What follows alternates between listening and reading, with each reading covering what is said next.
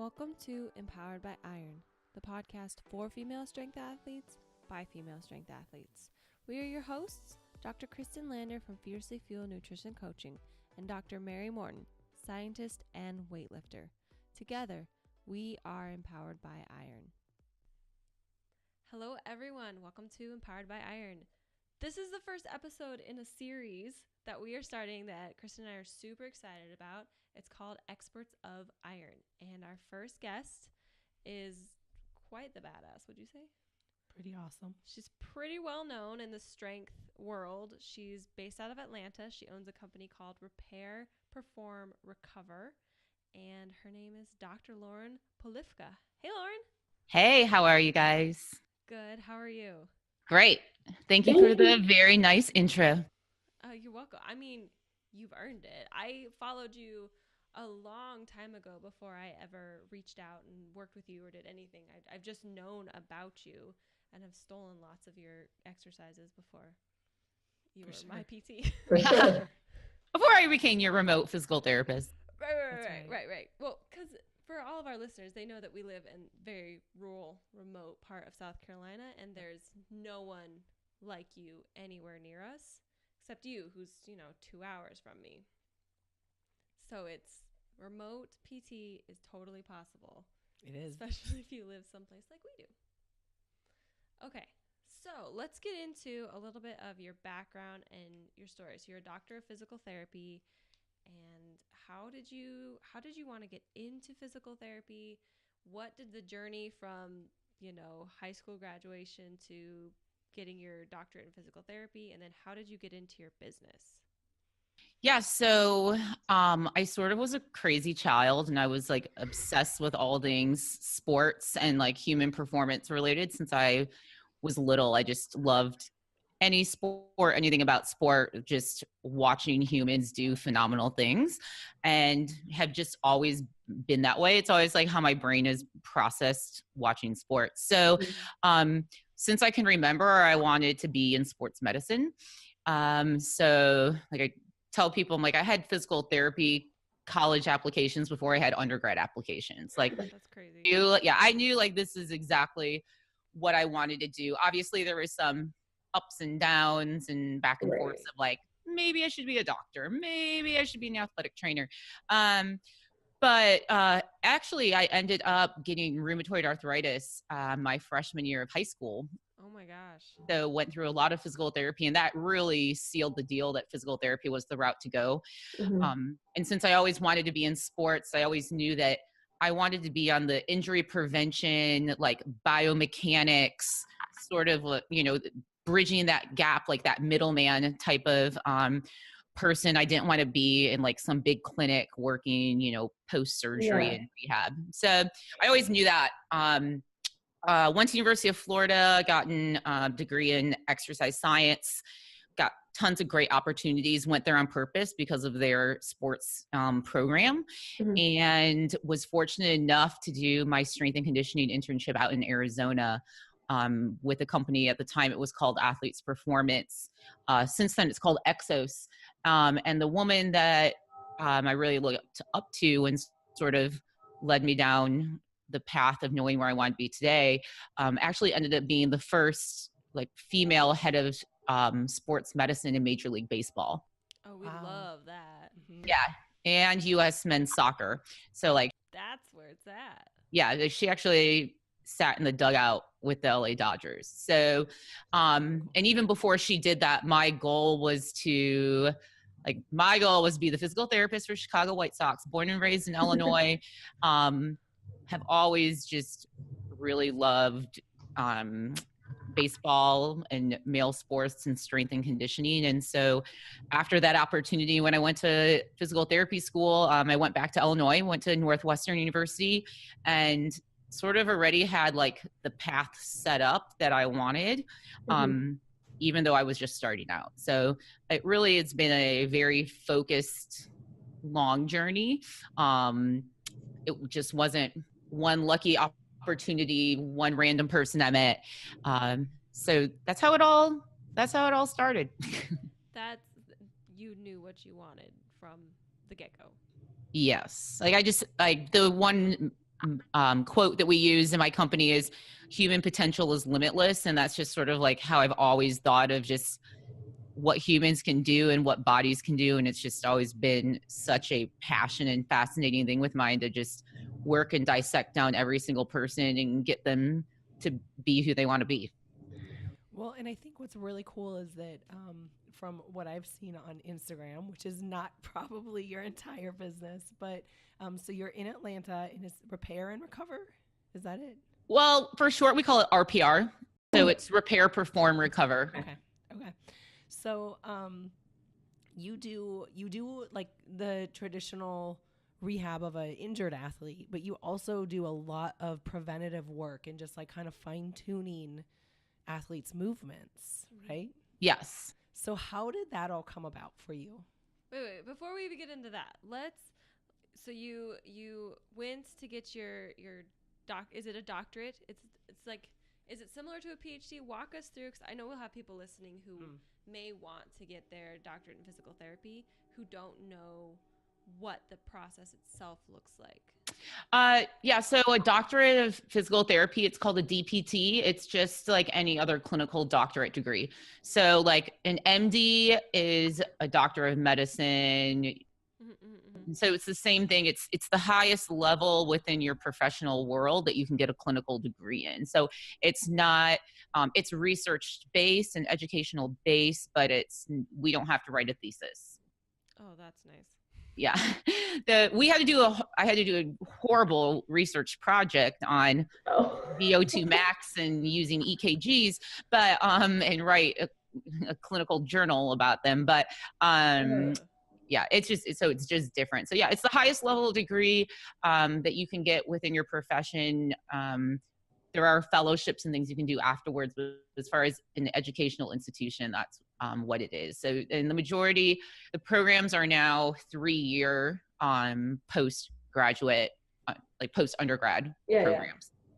That's not so horrible, because a PhD is typically like 4 to 7, and then a doctor, MD, is what, 8? So 3 years isn't horrible.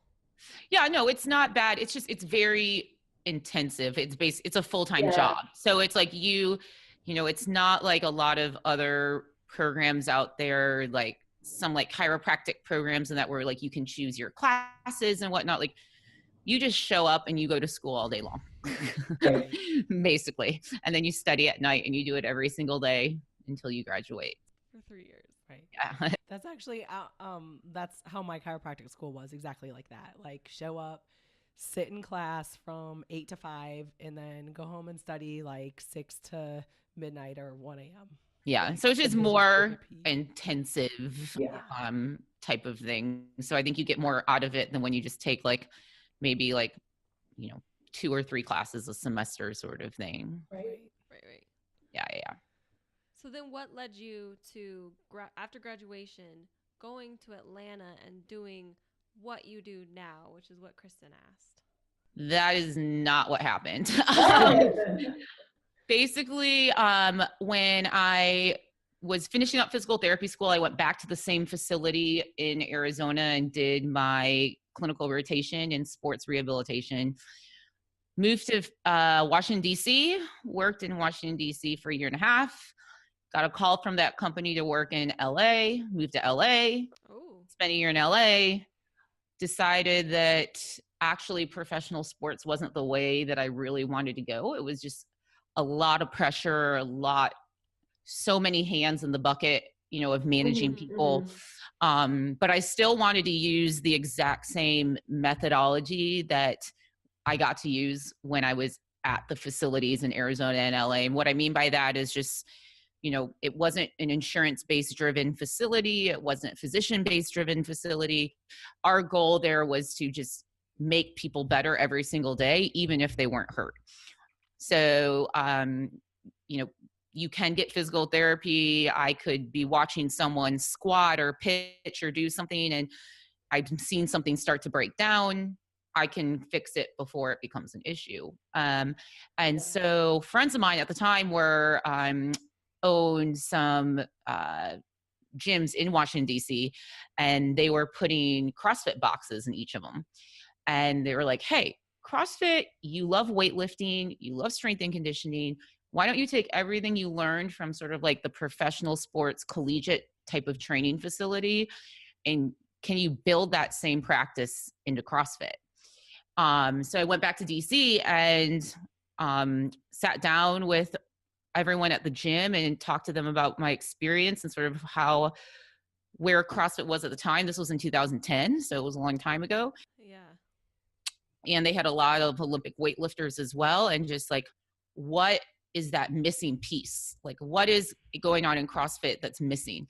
And it really was that middle person of taking either, it could be an elite professional CrossFitter, like my business partner, or it could be the everyday individual. Same thing for Olympic lifting and powerlifting. Like, what do you have to do to fill in that middle zone of what they do in their daily lives and what is required of the sport? Because everyone is saying it's so bad for you. You're going to get hurt. You're going to get injured. Like, why do you want to lift so much weights? Who cares about how much you can snatch? Like, just work out. And so we just took what I had learned from the past experiences and developed it into this methodology that we call RPR. And I've been doing it in Atlanta. I finally went to DC, started it there for 2 years, and then have been in Atlanta since the very end of 2011. So you've been there a while. Yeah. When I first moved here, I didn't know anybody in CrossFit. So I had to take like one of those big corporate physical therapy, like machine jobs, and just like figured out how to like weasel my way into the system. And I told myself 2 years, well, I was like 2 years, I'm giving myself 2 years of this big corporate job. And it was like 2 years, like it was actually 23 months when I finally quit. So. Wow. Well, so I think a lot of people, you said something that kind of hit me, is you have two extremes, right? You have people who have a daily life where they're not doing much and they're using mostly their brains or not their bodies as much. And then you go to the gym and you're doing this extreme physical activity. And those two extremes on your body can cause a lot of injury, both sitting and then being like, hey, body, it's time to move. So you're that middle gap. You're that bridge. Yeah, I mean, that's the biggest piece of education that we try to give to people is if it's your nervous system, if it's your musculoskeletal system, meaning your joints, your ligaments, your muscles, the big muscles, the small muscles, you know, whether it's your reflexes, there's things within your joints that are built to reflex, to strain and stretch and whatnot, is that, and it's even if it's for the elite CrossFitter, is that if you are not doing CrossFit or Olympic lifting, I'm not really going to put powerlifting in it because the range of motion isn't that big, but our powerlifters would agree. Yeah, but well, I mean, like neurologically, right? But is that you can say all three of those sports are basically 2 arms and 2 legs that have to move symmetrically through space with the exact same power output, basically for everything you do, whether it's a burpee, whether it's a snatch, whether it's a front squat, whether it's a pull-up. And everything else you do in life is completely asymmetrical, meaning like if you guys like close your eyes and paid attention to like, do I have more weight in my right butt or my left butt? Is my right ankle crossed over my left ankle? You know what I mean? Like, so how do when I drive a car, I drive with my right foot. When I sleep at night, I have a preferential way of sleeping. And the thing about sports like baseball and golf and basketball is that there is a dominance to it. Like I throw with my right arm. So all of my dominant patterns are allowed to be excelled in most other sports. When I swim, right? Like how I paddle, like whatever I do. Whereas in weightlifting sports, it's not allowed to happen that way. No, if you're off, you're screwed. Yeah, and it does. And everyone knows that. You know, everyone says, my right leg is so much stronger than my left leg. I can balance on this leg. I can't balance on this leg. When I fatigue, my one-arm chicken wings, you know what I mean? Like that, you know, that is just, it's showcasing to you, like you're building strength in an asymmetrical world. So you can't change that, but you have to acknowledge and accept the fact of there's this middle zone that I can do everything possible, that when I do start building strength under a barbell or on a rig, it's in the most symmetrical way possible, versus just being like, I did a dynamic warm up, some high knees and whatnot. Like, the system needs more than that. Oh yes. So that leads us into the second thing we want to talk about. So generally, because you work a lot with CrossFitters, weightlifters, and some powerlifters, is that correct? Correct. So what general things do you see that really kind of break down in these different sports? Because like you said, a lot of people will come and recognize that they need this attention when they're injured. Like myself, I recognize I needed this bridge after I've been broken. So what are some like common things that you see in the CrossFit weightlifting and even powerlifting world? One thing is, I call it the weightlifter shoulder, especially the CrossFitter shoulder. That is basically issues that are surrounding like the AC joint, and then that constant weightlifter walking around digging into the back of their shoulder, thinking a lacrosse ball is going to work it out, and then pushing into their bicep tendon, thinking putting a 35 or 45 pound barbell on it is going to loosen it up. Okay. So the thing is when you cycle a barbell and when you cycle gymnastics movements, if you have never fully learned how to engage, and if you don't have accessory programs that develop the middle back, so like there's no horizontal pulling in CrossFit or weightlifting, except your turnover on the way up and on the way down, there's that split zone of a horizontal pull as that bar turns over and as you lower the weight down. And so what I see there that happens is that basically people are constantly dislocating their AC joint and overusing their bicep tendon and their pec as their middle back muscles. And you can see it, like you'll see it inflamed. Oh yeah. I mean, you can see it through everyone's shoulders, like through their shirts. And the thing is, it's just because it's all muscle. Like when you cycle things, it ends up being all muscle. You're just using this all the time. Versus having that big, strong back. So you don't see it as much in the Olympic weightlifting community because your rep schemes are really low. Right. So you're not muscling through it with 65 pounds that you can just power through, and you're not butterflying and whatnot.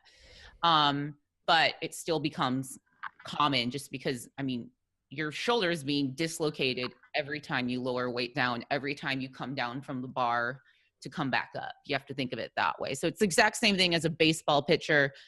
Like once they release that ball and the arm is still flying through, the shoulder blade has to turn on so the arm basically doesn't get thrown out of its socket.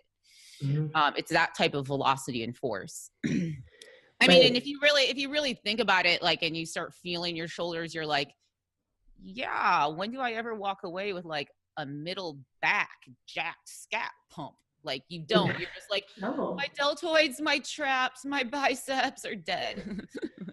Well, and what's really common, in probably more so common in CrossFit maybe than Olympic weightlifting, like you said, because in Olympic weightlifting, the reps are so much lower, but in CrossFit, the repetitions are really high. And we have a lot of people that are sitting at their desk job all day, hunched in front of a computer. Yeah. And the pecs get shortened and all that happens. And then they're not doing much to build that mid-back musculature. And so it's like compounding the issue. Yep. And that's what I said, because so they don't ever have that middle zone of trying to put two completely different human bodies and beings, together. So other thing I call it is the weightlifter's back butt. And that is that like lower thoracic overdevelopment of the erectors. And that's, again, through rep schemes, through fighting each rep and digging out of the hole and doing the sort of like booty roll to stand up. Is that especially in the men, like you can see it through their shirts, like they're working out. And I'm just like, you are not using your glutes. And if you compare CrossFitters to Olympic weightlifters, who's got better butts? The Olympic weightlifters, because they're using their glutes more so. So that's another thing that is super common, really relates to herniations in the low back, into SI problems, QL problems, hip labrum problems. Well, and this in particular can probably augment it if people actually got very good technical help in the beginning of their careers. Correct.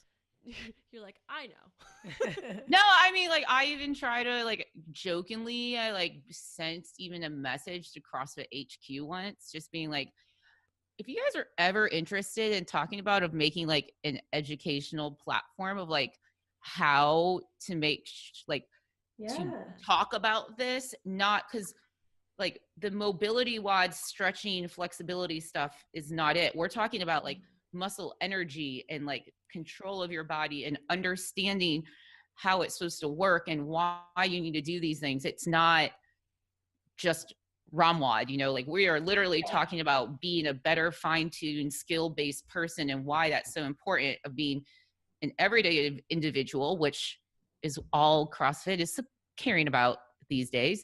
And not that that's a bad thing. I'm just saying they're more into the affiliates than the CrossFit Games. So then let's talk about those people, because those are the ones you're targeting.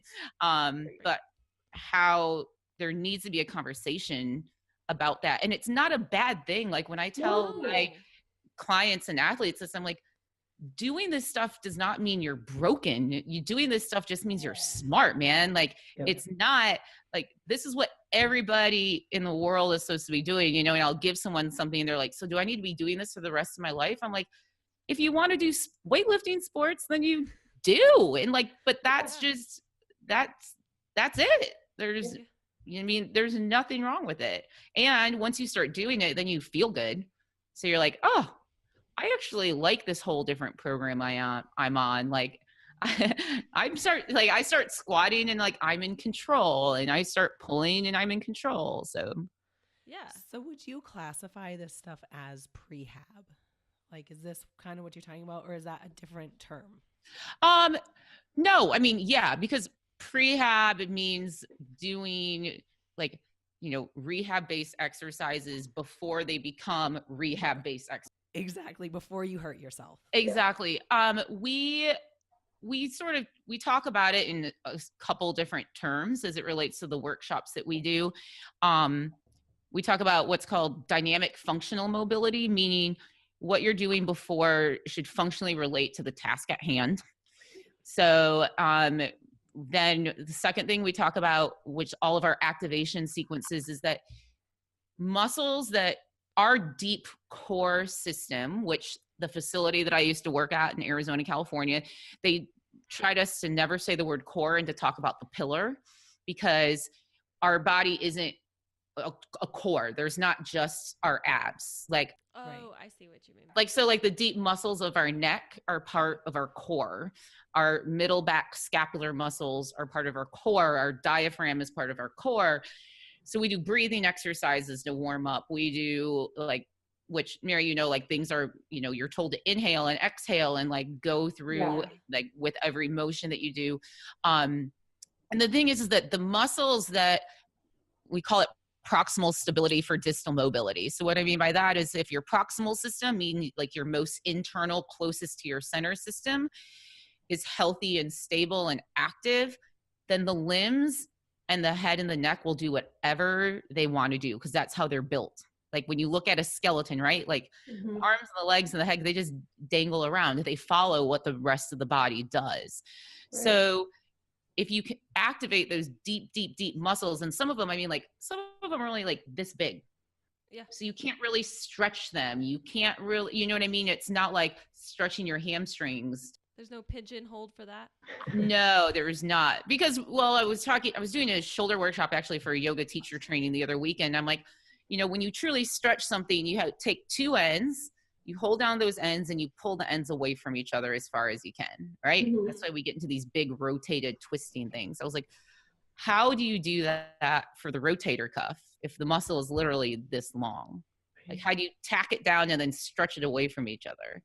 So the best thing is to activate all of this system, is to get blood flow in there. I always say, like, make it burn. Like, I want these systems to burn. I want your deep abs to burn. I want your diaphragm to be warmed up, your shoulders to burn, your hips to burn, so that, like, when you pick up that barbell, you know exactly where that proximal system is and what's going to control that path of movement. Mm-hmm. So that's the second way we talk about it. And a lot of, a lot of people I've talked to say, we don't believe in activation exercises. And yeah, because if you do them wrong, they're sort of mindless because you don't really know what you're doing and you're just like flailing through doing these prehab exercises. So again, like you said, getting with somebody early on in your career of lifting, a coach, a physical therapist, an athletic trainer, a chiropractor, somebody that is skilled in it and can give you the guidance of understanding it, and then you can carry that through everything you learn, is really important. Yeah. And I think it's so stupid, but a lot of this comes with a stigma. Like, oh, you're weak. You're doing these PT exercises. Are you hurt? Are you broken? Something though that I learned in the first 2 weeks of just doing, I looked at your program and I was like, that's it. All right, cool. This will be easy. I was so sore for like days, but I was able to squat pain free after just a couple days. And it's coming and going just based on how my body's aligning, but it's so much better, and they kick my ass. So to think that there's a stigma that these things are easy is just completely wrong. Yeah, for sure.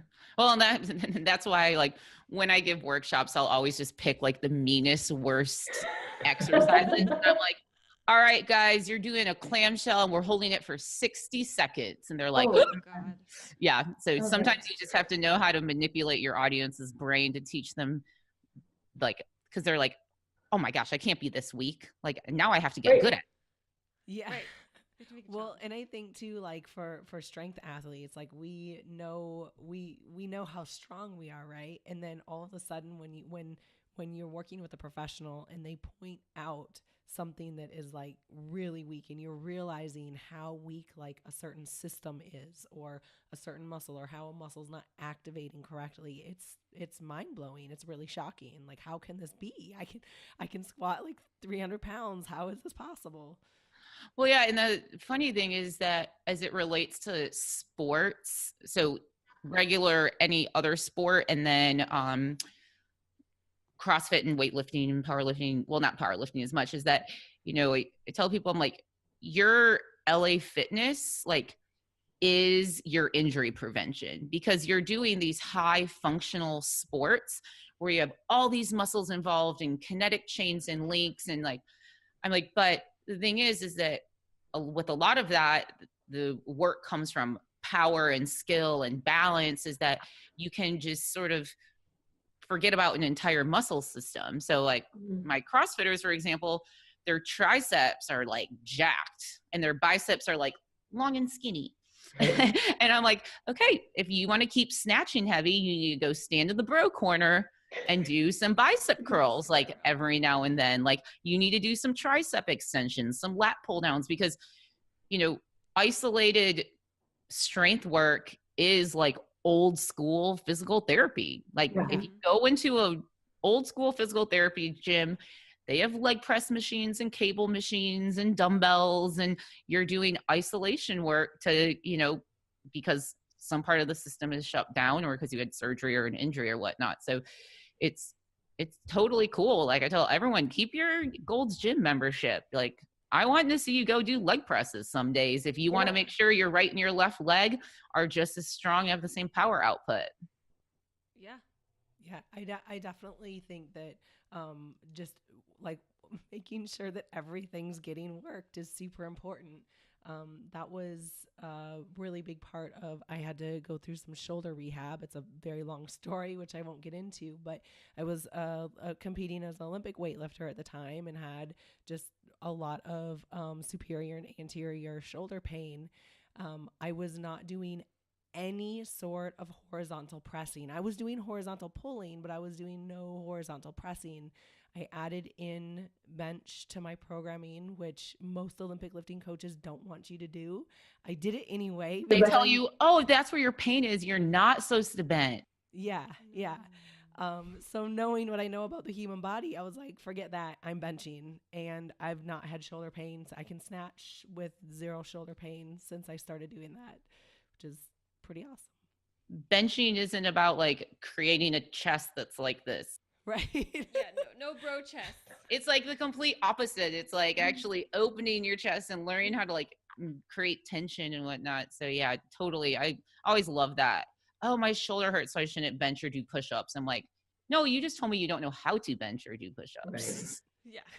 Yeah, like it's the same adage where people say, you shouldn't squat deep because it's going to hurt your knees. Where I'm like, actually, I think you should squat deep. You just have to do it right. Yeah. Olympic weightlifters, they say, have the strongest knees of all athletes. So just because of how deep they have to squat? Because of just squatting, the repetition and the ligaments and tendons and everything just learn how to support it, because they actually use like the full range of motion of all the muscles, of all the ligaments, and like the reaction of it. Yeah, that's so crazy to me. I have a question.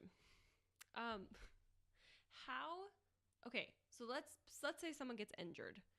I'm going to say on a scale from 1 to 10, it's like a 4. It's a nagging injury, but they continue to train heavy on it, and they just they try to work around it instead of coming to get help immediately. How much does that affect their time to healthy, if that makes sense? Like, how much longer does that add to their recovery time? Yeah.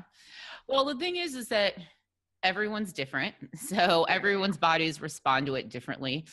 If you were an athlete your whole life and you're used to pain signals and pushing through things and whatnot, you're going to respond to it better. Whereas, a lot of CrossFitters and Olympic lifters today, like, weren't athletes growing up. So, they get a lot of these injuries and these situations, and their bodies don't actually know how to respond to it because it hasn't been doing it since they were 12 years old. So that's going to be one situation. Second is, the biggest thing is that a pain signal immediately makes your brain go compensate. The continuous, I'm not one for injections and anti-inflammatories and things, but I'm like, I never want to shut down anyone's training ever, because especially if you are super active and you have been your whole life, then your body just like, your nervous system was like, whoa, like, why have you been on bed rest for, like 2 months? Like, that's what it thinks has happened. But we have to facilitate ways, and you have to reach out to find ways to decrease that pain signal. And I don't care if it's that you decide to get help and you put knee sleeves on because it's not so much, but every time you get that signal, your body says compensate. Every time your body says compensate is you're training a new motor map. So you're teaching yourself how to move differently. That becomes your body's new norm. Now, it's a year later. Now you're like, my back has never been great over the past year since my knee hurt, but now my back is really bad, and then it becomes that cycle that then people don't get out of. Right. And Mary and I had this conversation when she was injured. Well,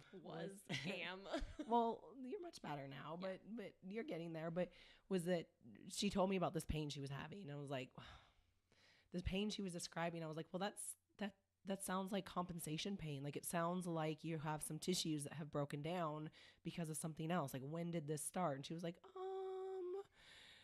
a long time ago. And I just kept working through it. And now it's so bad I can't move. I'm like, okay. So like, how tracing that back, like, how did this initially start? I'm sure you do a lot of that too. It's like, where was the breakdown initially? And now, like, what is this compensation pattern that your body has developed because you've tried to work through that, and now you have a completely new motor pattern? Yeah, exactly. And that's the thing is that, every time, even like small things, like I tell people, like let's say you had a really bad training session one day, because people will always say, it was that one time I deadlifted, and they leave the gym knowing today is that one time I deadlifted that things did not feel good. Right. And so one of our other quotes in our business is, don't leave the gym looking like your last rep, is because like the very end of your training, like your nervous system is gone. Like you are fighting to finish things. Most of like the strength ladders are like, okay, you hit 90%. Now we're going to slowly go back down to 50% to where you feel good again. You know what I mean? Like you're done. You whip your belt off, you clean up, you get your protein shake, and you leave. Like your muscles and tissues and everything, remember, like you just told them to remember that last rep. Right. And so I'll even do things in my own training, is that if I'm going heavy and I just know I'm fighting at the, the end, like of the couple last sets, is that I'll wait like 8-10 minutes after I'm done, and I'll put 50% on and like knock out like 20 reps, like perfect, and be like, nope, guess what, tissues, you're remembering this is what it feels like to squat, and this is what it feels like to pull. And then the biggest thing too is in physical therapy, in school, we were always taught the number one way to prevent injury is how well you recover.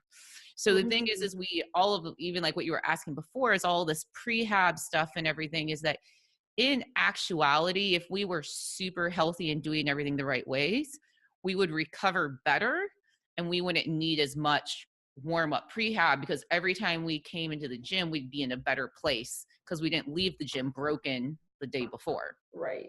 So we don't have to spend as much time. Right. So if you can, if you can think about how to treat yourself post training and sort of cooling that nervous system down, cooling down the joints and the ligaments and everything, doing some really good movement based stuff to make sure everything's moving the way that you want.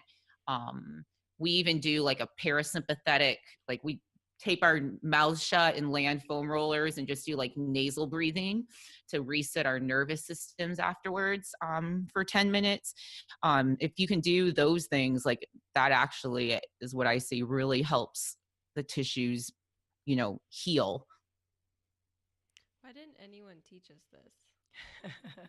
Well, like I said, the thing is, first of all, unfortunately, I'm sorry, girls, and I'm sorry to myself, is our bodies aren't worth millions and millions of dollars for some professional organization.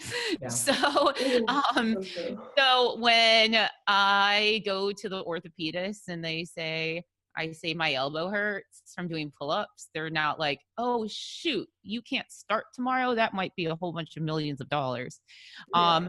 So unfortunately, just from the whole medical world, meaning any healthcare professional, if you're an everyday individual, we're not being told any of these things. It's like, luckily there's the internet and there's things that you guys are doing now that, like, why don't people I treat go to the doctor? It's because they already have most of the answers. They just don't know what to do now. Like how you reached out, Mary, like trying to say, exactly. So someone tell me specifically for me what program, would be better. And you would never go to the doctor to ask for that, because you're not going to get that answer. And because it's not their job and it's not what they're taught either. So there's no gimmicks on that. And then, like I said, the other thing about it is that it's not fun and fancy and glamorous, and everyone wants like a quick 60-minute workout, or quick come into the gym, grab the barbell, do, some empty barbell work and get going. And, I think it's great that a lot of coaches are actually reaching out and getting training and going to workshops to try to do these things better. That's why when we changed my brand from, it was called R&R to RPR, the reason we added the P was for the performance piece, is that I wanted people to know, like, we have have specialist coaches in every type of strength and conditioning and barbell field that have been working with me for years, that can be that person that can coach and write programs for you where all of these things are ingrained from the very beginning. Yeah. And, we talk a lot about that on this podcast, about how the medical field, not their fault, they're not taught, but they can do such a disservice specifically to female strength athletes, because you say you're lifting, something hurts, and immediately their answer is, well, don't do that. Like, stop lifting. You're like, well, that's not an option. So for me, when I was reaching out to you, it was so nice to not have to be able to explain. Like, I didn't have to explain to you what a snatch was, what a squat was. I didn't have to explain why I did these things, which I have to do with my doctor. Yeah. Well, and we went through this discussion. She was like, should I go see an orthopedist? Should I get an MRI? And I was like, an MRI of what? Because it's your entire leg. Like, I'm not sure what they're going to do an MRI of. It's regions. So that's not really probably an option unless you want to pay for an MRI of your SI joint and your hip and your knee and your ankle. Like, it's your whole leg. Yeah. And then she was like, well, should I go see an orthopedist? And I was like, well, if you want to find out if like you have something broken, like literally a broken bone, or if you want an injection, but an orthopedist is not trained in getting you back into lifting pain-free. They're trained in this thing is broken. A protocol.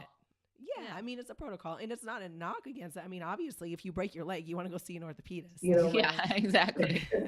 But like each person has their place, which is where I was like, I feel like you should go see Lauren in Atlanta. Yeah. Well, in every sport, that's why there's specialists, even when it's a coach, like if you want to learn how to golf better, like you don't go to a running coach, like you go to the person that works day in and day out and understands all of the different aspects of the sport and what can happen. And yeah, if you're nervous that your knee is not getting better because it catches every now and then and you want to make sure you don't have a tear, then you go to the orthopedist. You don't have a tear. He says no. Then you go back to your coach or your specialist who knows what you're doing. And it's just, and the thing is too, is like weightlifting sports and CrossFit, they're not as big as money makers in actuality as other places. So there's not as many specialists, like the triathlete groups, the marathon groups. I mean, it's so many people that will spend thousands and thousands of dollars, so you have all of these specialist training and certifications and all of these things that, weightlifting sports, especially Olympic lifting and powerlifting, get like the short end of the stick when it comes to like that. But it's getting better. I mean, so that's the good stuff, is that it is getting a lot better. I want to talk about how because you do remote physical therapy. I mean, you do in-person physical therapy, but you also do remote physical therapy so that you can reach a broader group of people. And can you just talk a little bit about how that came about and how that works? Because I think it's the coolest thing. I love seeing remote physical therapy. Well, let me add on to that before you answer. The reason, obviously you're very qualified, but one of the main things that I looked at when I wanted to sign up with you is I looked at your price, and for me, I was either going to pay $250 to go to the doctor to be referred to the orthopedist, which is going to cost me $300 or more, to then be referred to someone like you, who, if it was in the area, would be even more. And knowing that I could go to you without insurance was like the biggest game changer for me. And I didn't have to leave my house. It was nice, right? Like we can pick a time that it just works. Well, so one of the biggest things that happened is that when we really started, like on Instagram, putting up our videos and talking about everything that we were doing, and people were seeing that I was starting to work with more CrossFit athletes and USA weightlifting athletes, I was starting to get a whole bunch of messages of just, do you know someone in Orlando? Do you know someone in Mobile, Alabama? Do you know someone in Nebraska? I'm like, no, I don't. I'm sorry. And, the other thing too is that we through just, I've been a physical therapist now for 12 years. And so through all of that, and then coming from strength and conditioning to begin with, is that everything we've learned, we've just kept evolving and learning from other people in the field. And, just how much we've dove into being active, like at competitions, and which changes how we've sort of even looked at things and whatnot, is that we really just felt that we came up with like a really good, simple way, like movement screen way. I mean, that it doesn't take a whole bunch of equipment. It doesn't have to be fancy. We can do it wherever. And that what we felt like is the root, like the number one thing for people that walk in my office, like what is the most important that I can visibly see without even putting my hands on somebody. So we learned that we would be able to offer that to anybody in the world, and we've done them all over the world. And so and basically what that is as Mary now knows, is that our number one thing we look at, as far as, like I said, we talked about asymmetrical humans trying to do symmetrical things. So my very number one thing I feel that I can help someone remotely doing is like looking at their resting posture. So looking at their rib alignment, their pelvic alignment. Does their belly button point to the right more than it points to the left, like in standing? When they raise their arms over their head, what direction do the armpits move? So we've sort of dissected down simple video movement-based things that I can get a lot of information on of the person that's trying to do a symmetrical sport. And that is really where the premise of the remote physical therapy comes from, and how to put a program together for people. So, and it's been a lot of fun. Like I just signed up another girl from Australia recently. And, so yeah, I've been up like at like 11 o'clock at night, like doing remote consults, time changes and stuff. But yeah, it's a lot of fun. I really like it. And, my goal would be to figure out one day how to have sort of like specialists all over the United States who would sort of be able to jump on board and be able to do the exact same thing. So, okay, so we have a question from our audience that for you says, do you have any tips or recommendations for preventative PT or stretching/mobility programs to do in addition to our training? There's so much information out there. It's hard to know what's legit advice and actually helpful. I think that's a big part. And 100%. And I wish I could just be like, yes, I have the answer, because all of my programs are about to launch online and you can get a subscription to them, which is in the works. So yeah, because it's, but it's so overwhelming. A lot, like I said too, is that a lot of these exercises, they're like so simple, they seem so good, but like then the way that like I see them on YouTube, I'm like, oh gosh, someone's gonna hurt themselves doing it, don't do it that way, type of thing. Is that it's very, because everyone's like, oh, my back needs to get stronger, let me do 300 bird dogs a day, and it's like, not really, but what I do on my Vimeo page, I have like 300 videos.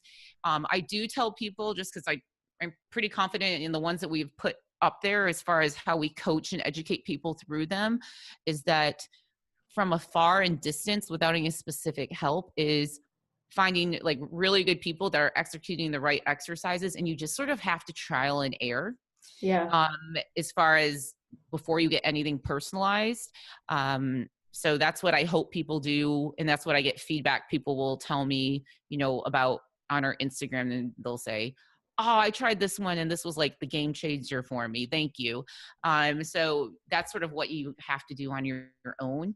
And then, second is we are working on being able to sell packages online. So yeah, well, and I think in general, it's good advice to do something before you grab a barbell and start moving, and then do something before you leave the gym. Yeah.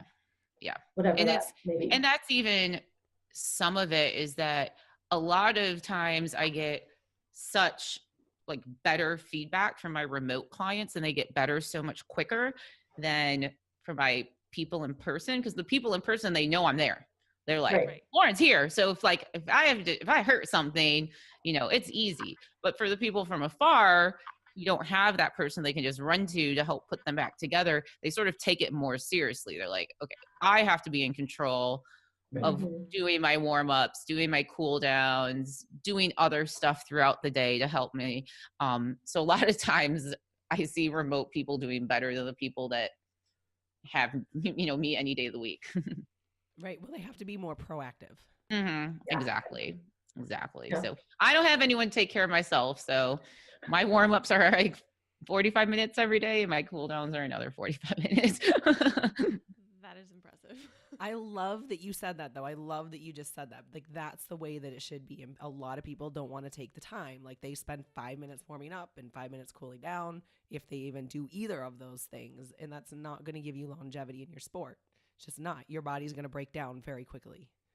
Well, and also too, especially, we're getting to that point now with a lot of weightlifting sports as people have been doing it, especially CrossFit. Like, you're getting people that are like, I've been doing it for 7 years. I've been doing it for 8 years. So their bodies are like completely different bodies than when they started. Sure. Their lifestyle is completely different than when they started.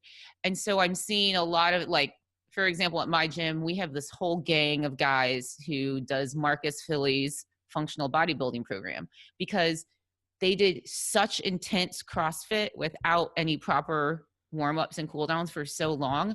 They're beaten up and they're just sick of feeling bad. So they're like, we're not going to do it anymore. We're not going to do those intense things anymore. And so for some of the Olympic lifting and CrossFit stuff, it's that, you also, I feel like you get to a point where you're just healthier if you even do less. Yeah. And if you only have an hour, then you do like a Metcon. Like, it's okay. One of my favorite strength and conditioning coaches says, like, it's okay to go to the gym some days and do one movement and nothing else. Yeah. Like, that's okay. If you execute it properly, versus banging yourself up. So, I think that's the other thing is, when we were talking about too, like, like doing like the LA Fitness, accessory work program and stuff is when you look on Instagram at CrossFitters now, it's not them doing, 2 strength sets and 3 Metcons a day at 150% every single day they go into the gym. Like, people are talking about swimming and going on hikes and doing bodybuilding stuff. And, it's like, oh, all of a sudden people think single leg RDLs are good for you. Right. Like, one of like the most simple, oldest hip strengthening exercises in the book, except everyone's just realizing, like, I don't have to do all of this stuff. No, well, you get burned out so quick when you do that. Everything will break down because there's no way you can keep up doing that unless you have all the things in place, which most people don't. Yeah. And like, so you're the top of the top that is sponsored and someone makes your food and pays your bills and delivers your gym clothes to you. Yes, all you have to do is wake up, warm up, and do your thing and eat. Like, that's it. Yeah. That'd be the life. Oh, wouldn't that be fantastic? Well, I think that's it. I mean, we're going about an hour. Is there anything you want to add?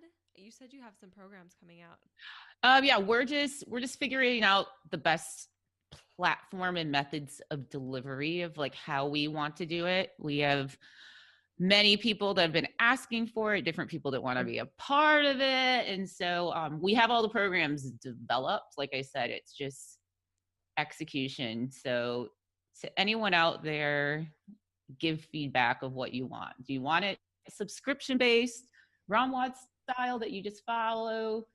Do you just want a digital template that's delivered to you, that's quick and easy? So we're just working on those different ideas. And I think the only other thing that I guess I would just sort of touch on that. We didn't a ton, but we talked about it before, was just being like a female professional in the sport. Oh yes, let's get into this. Just because, well, like I said, I was just super fortunate that I had these like super, I was the only female strength and conditioning intern when I interned when I was 22. So like, I always say like, and they gave me the senior, college prep baseball program where like most of the guys already had signed D1 and MLB, contracts. Mm-hmm. So they were like, they didn't, like they just thought they were super tough. And so I had to learn some tough skin from the very, very beginning. But, and then like I said, I was fortunate that, people I was surrounded by were these women, like, I mean, in baseball, like, it's not even a female sport if it wanted to be, so it, and so, so I was fortunate from that, but, like, and just to be honest and being vulnerable about it is like, I definitely have had moments where I'm just like, I am getting shit on because I'm a female in weightlifting. Like, I've had some nasty stuff come back at me before on like Instagram posts and different things that I'm just like, it would just never, I don't think that this would happen. Like if a guy was posting about it, I think they would think he was being tough and cool and, but it's really, I just always, like I said, I had really good mentors and leaders and strong females that I just could keep looking back at and remembering, conversations and building confidence. And that was just the biggest thing, is like, it does not matter. Like if you are confident in yourself and if you want to be like a male or a female in a male sport or a female sport, whatever, like you have to be confident and understand like you're worth everything that you can provide to whatever it is that you want to. So it doesn't matter if I want to go call Conor McGregor up and be like, listen, I'm going to be your PT, like,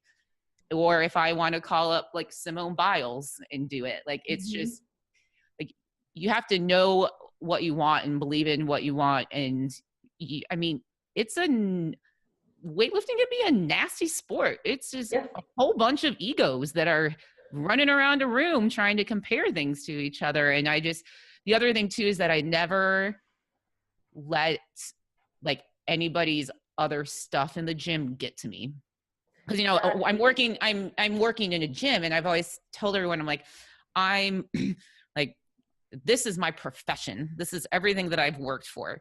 The majority of people that come in here, this is their outlet. It's their reality TV show. It's where they come to gossip. It's where they come to, get their stress out. But I'm like, this is how I pay my bills. Right. So like holding that as well, especially if you want to work, like I said, in a training facility in sports, a place that ends up being a little bit, more like loosely managed than like a hospital, is that, you really have to hold your own. And like I said, be confident, know what you want from it, and just not let anybody else's business bother you, and just keep going on doing what you want to do. I mean, my clients, about 75% of them are male. So it's just, it's just how it's happened to be. Well, and I think a lot of women, this podcast was created because there wasn't another female strength podcast. That I think maybe there was one or two, but there was nothing for specifically female strength athletes who just wanted to get strong. And so to have this outlet that brings on people like you and some of the bigger weightlifters and powerlifters and CrossFitters, that creates a like, hey, yeah, you're a woman, this is your industry too, I think is just super important. And it gives women who maybe didn't have that mentorship that you had, that gives them that opportunity to say, oh, I can do this. Yeah.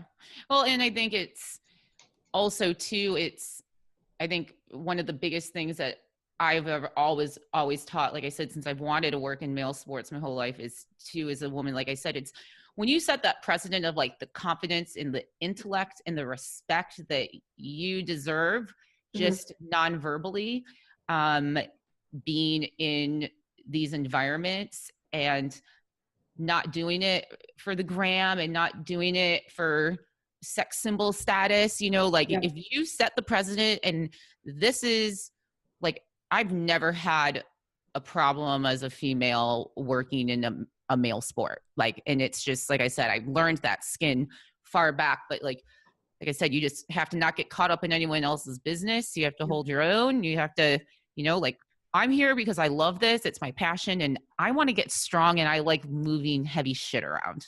And that's about it. It makes me feel good. We're on the same page as you. I mean, and I think a lot of men in the industry, Kristen and I, we work out at a Globo gym, basically, where we have commandeered a corner and brought all of our equipment in because we live in the middle of nowhere. But basically, we have to do the same thing. We have to set this precedent that, like, I'm not here to fuck around with you. Like, I am here to do this. I'm here to get out. And you find that some men really respect that.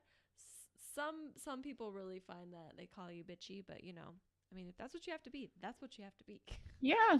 The other person next to me, well, I tell everyone in my gym, I'm like, if you see me with my Bose headphones on, not to talk to me today. Yeah. That is the thing of like, I got stuff to do. We ain't talking between sets. Leave me alone. Right. Well, no, I definitely think like we go through the Globo gym thing, like where guys are, they like want to flirt or like they're there to pick girls up or whatever, and it's very clear like we walk in and that is not happening. Like we're here to do a job, we're here to train, we're not here to chit chat, and yeah, that's just how it is. Well, yeah, and you probably like, and then and through time that just becomes respect. Like both parties are respecting each other. Then they're like, okay, everyone's here is like hardworking, and even if they might like try to push it and like in the beginning, then they're like, okay, never mind. Like, you're cool, you're here, you do your job just like everyone else. So yeah. There was something I wanted to say. Every time you talk, I'm like, oh, I want to add this. Oh, I want to add this. Well, I love that you said that you said like 75% of your patients or clients are males, which I think is awesome. And I don't know if you've ever encountered me as a chiropractor. My husband and I own a clinic together. So they have the option to see a man or a woman. And so I end up seeing a lot of women because they're like, oh, I would love to see a female chiropractor, which I think is awesome. And then there's definitely like when our office manager's on the phone, talking like, well, do you have a preference of which doctor? And the guys that are like, oh, I'm not seeing a woman. I'm like, great. You know what? I don't want to see you. Like, I don't want to see someone with that attitude. You're missing out on seeing someone that could really help you, but that's fine. My husband does a good job too. Well, then in those situations, I'm like, they don't really want to be helped because they're already making a choice of like, of what they want. Right. I want to be helped, but not by a woman. So therefore, I don't want to be helped. Yeah. I won't do whatever it takes. Yeah. Right. And I think we're finding a shift in mentality, especially in the men in the strength industry. You have a portion that are starting to recognize or have recognized that there are women who know their shit. Like, there are women who are professionals who they can reach out to and they'll be able to give them useful information. And there's still men who think, oh, you're a girl. Perfect example. The other day, we were all benching together. There's, I don't think he listens to this podcast, so we're fine. Kristen and I and our friend who is a male, he was benching. She was handing off to him, and then she went away for a little bit, and he calls over this dude who doesn't powerlift, who doesn't understand the movements, to hand him off. It was like 3:15, and I was like, "Excuse me, I am offended. I can hand off 600 pounds. I can do whatever. Why don't you trust me?" And he was like, "Oh my gosh, I'm so sorry." I was like, "Dude, come on, man." Yeah. Oh yeah. I've seen guys in the gym, not him, but other guys. Like there was this older gentleman benching one day, and I was like on the lat pull down machine, and I could see he needed a spot, and he was like looking around for someone to spot him, and I said, "Hey, do you need a spot? I can help you. And he had like 135 pounds on there. And he said, well, no, I'll wait for one of the guys. And I was like, I'm a power lifter. I know how to hand off a bench. I would be happy to help you. No, I'll wait for one of the guys. I was like, okay. And he waited for like 10 minutes and I just kept going through my workout, like whatever. That's fine. Oh gosh. You're like, this would have been real easy for you. God. Yeah, but he made the choice. He didn't want help. Right. That's it. I don't know how we got on this. Oh, because I just have to share. I'm just very proud of the fact that I can hand off bench pretty well. And when people don't trust me, I'm like, watch this. Nice. It's so nice to have people like you and, you know, a resource like us where we have lots of people on like you to see these women doing great, amazing things for the strength community and for the female strength community. I think it's phenomenal. That's why when we spoke, I was like, oh yeah, I do a podcast. You want to be on it? Because you'd be like perfect. Well, and you know, as much as, you know, you can always talk about in any industry, like the good, the bad, and the ugly. I think we can all, like, it's safe to say and know, like, it's all getting better in the strength community, and it's getting better for women in the strength community. It's getting better to be a competitor in the strength community. And so I think that's, you know, a lot of the fun things that, you know, to watch evolve over all of these years, and then to keep evolving. Like, for example, we started like a strongman program at our gym. And so we have one of my clients is like doing her first like state strongman competition and whatnot. Yeah. And she's just, you know, like she just did CrossFit because it like sort of got her in shape. And now she's doing the strongman stuff. She's like, oh my gosh, like look at all this weight I can move around. And so I just think that's the fun evolution. And that's why I sort of, you know, where I wish CrossFit overall would go and CrossFit gyms would go is just like becoming like a true, just complete strength sport. Like, if I don't want to ever learn how to do a handstand because I'm not built to learn how to do a handstand, that doesn't mean that I can't be a competitor doing something else that I'm really good at. So I just want to see this like broader competitive fitness world evolve for everybody.